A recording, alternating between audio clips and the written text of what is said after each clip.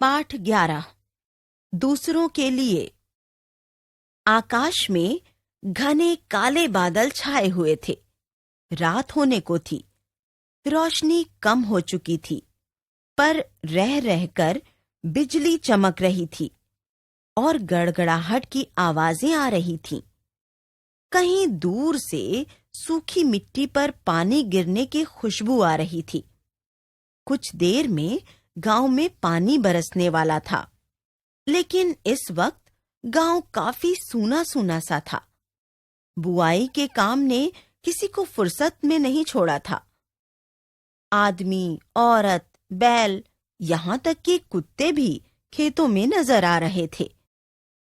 रामधन के घर में कोई बड़ा नहीं था। उसकी छोटी बहन बिछौने पर सो रही थी। उसके पास कोई और काम भी नहीं था, इसलिए वह मजे से अपना टायर ठेलता घूम रहा था। भागते भागते रामधन जब गोविंद के घर के सामने से निकला तो उसे उसके दादाजी दिखाई दिए। वह रुका और टायर डंडा हाथ में पकड़े खड़ा रहा। उसने देखा कि गोविंद के दादाजी अपने हाथ में कुछ पकड़ कर ला रहे थे। उनके सफेद बाल, सफेद रंग की दाढ़ी और थोड़ी झुकी हुई पीठ देखकर ही पता चल जाता कि उनकी उम्र कितनी है। आजकल वे खेत तो नहीं जाते थे, पर बाग बगीचों के कामों को करने में उन्हें कोई परेशानी नहीं होती थी। रामधन को दूर से समझ में नहीं आया कि दादाजी क्या कर रहे हैं। उसने हाथ से बांस हटाया और अंदर गया।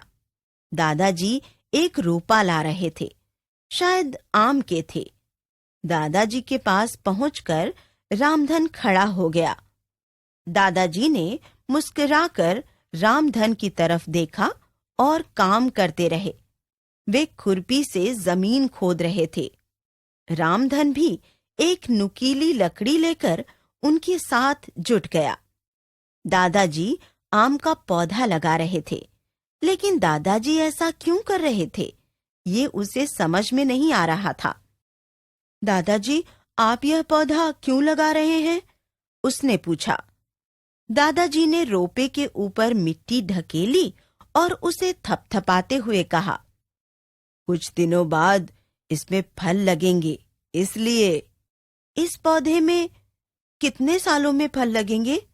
रामधन ने पूछा। अच्छी फसल में यही कोई 6 से 7 साल तो लगेंगे। पर दादाजी, फल लगने में तो बहुत समय लग जाएगा, उसने बड़ी मासूमियत से कहा। दादाजी गर्दन हिलाकर मुस्कुराए। फिर उन्होंने कहा, हाँ बेटा, जब तक फल लगेंगे तब तक शायद मैं जिंदा न रहूं, पर वह देखो। दादाजी ने बगीचे में एक बहुत पुराने आम के पेड़ की ओर इशारा किया। वह पेड़ मेरे दादाजी ने लगाए थे।